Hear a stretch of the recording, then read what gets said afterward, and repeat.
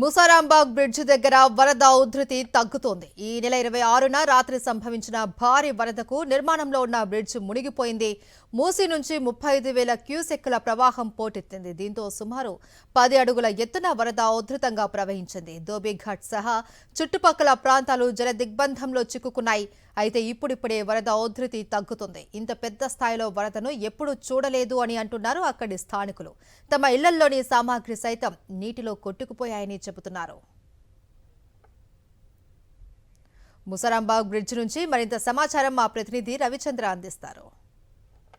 మూసీ నదికి వచ్చినాక భారీ వరద 35,000 క్యూసెక్కుల వరద రావడంతో మనం ఇప్పుడు ముసారాంబాగ్ బ్రిడ్జ్ దగ్గర ఉన్నాం. పాత బ్రిడ్జ్ మీద నిలబడ్డాం. ఇగో ఇంత ఎత్తు నీళ్ళు వచ్చినాయి. ఇంత ఎత్తు కంటే ఎక్కువ నీళ్ళు వచ్చినాయి. ఆడ కూడా చూడొచ్చు, ఇంతకంటే ఎక్కువ నీళ్ళు వచ్చినాయి. చాలా దారుణమైన పరిస్థితి. ఇంతకంటే ఇంకెక్కువ వచ్చినాయి, అంటే ఇంత వచ్చినాయి. ఆ పరిస్థితి రావడంతో అక్కడ చూడొచ్చు, క్లాతులు, ప్లాస్టిక్ వస్తువులు కావచ్చు, దాంతోపాటు బస్తాలు కావచ్చు, అవన్నీ చిక్కుకున్నాయి. అంటే ఆ స్థాయికి అంతకంటే ఎక్కువగా నీళ్లు ప్రవహించినాయి. మూసీ నది ప్రవహించింది. చాలా దారుణమైన పరిస్థితి. 35,000 క్యూసెక్కుల వరద రావడంతో మూసీ పరివాహక ప్రాంతాలు మొత్తం అల్లాడినాయని చెప్పుకోవచ్చు. ఇప్పుడు మనం బ్రిడ్జి పరిస్థితి ఏంటంటే, ఇది కొత్తగా నిర్మిస్తున్న బ్రిడ్జి.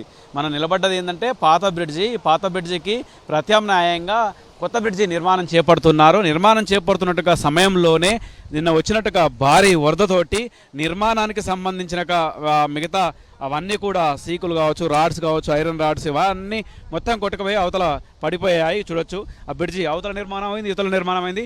ఇది కూడా నిర్మాణం చేసి సిమెంట్ కాంక్రీట్ చేసే సమయంలో ఆ దశలో మొత్తం కొట్టుకెళ్ళి పడిపోయి కింద పడిపోయి మొత్తం ఆ విధంగా క్లాతులు, గుడ్డలు, అవన్నీ ప్లాస్టిక్ బస్తాలు కావచ్చు, థర్మాకోల్ అవన్నీ అందులో చిక్కుకొని మళ్ళీ మూసి ఈ విధంగా ఇటువైపు ఈ సందులోకి వెళ్ళి ఇట్లా ప్రవహించింది. అట్లాంటి పరిస్థితి ఉందని చెప్పుకోవచ్చు. మూసీ నది పరివాహక ప్రాంతం ఎంత డ్యామేజ్ ఉందని తెలుసుకోవచ్చు. అమ్మ, ఈ బ్రిడ్జి ఇంతకుముందు ఎట్లా ఉండేది, ఇప్పుడు ఎట్లా ఉంది? ఇంతకుముందు మంచిగా ఉన్నది. ఇదంతా నీళ్ళు వచ్చినాయి. ఇవన్నీ చాలా నీళ్ళు వచ్చినాయి. ఆడదాకా నీళ్ళు వచ్చినాయి. ఇండ్లు కొట్టుకోపోయినాయి బాగా. మంచిగా ఇండ్లు కొట్టుకోపోయినాయి బాగా. నీళ్ళు బాగా వచ్చినాయి. ఇగో ఇది కడితే కూడా ఇది పడిపోయింది. కట్టింది కూడా పడిపోయింది. ఈ పక్కన నిర్మాణం కూలిపోయింది, మొత్తం కూలిపోయింది. ఈ పక్కన ఆడదాకా వచ్చిన బండి దాకా వచ్చినాయి. మీరు ఇప్పటి వరకు ఇట్లాంటి వరదను చూసినాం 2-3 సార్లు చూసినాం. ఇది లాస్ట్ది పెద్దది, చాలా పెద్దది. ఇదే పెద్ద, అందకంటే ఇదే పెద్దది చాలాది. బాగా బొమ్మ కూడా మునిగిపోయింది ఈ వర్షంకి. ఏమనిపించింది నిన్న?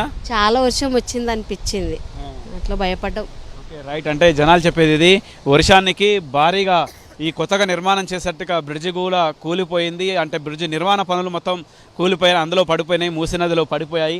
మళ్ళీ కన్స్ట్రక్షన్ చేయడానికి చాలా సమయం పట్టేట్టుగా అవకాశం ఎక్కువగా ఉంది, ఎక్కువ సమయం తీసుకున్నట్టుగా అవకాశం ఉంది.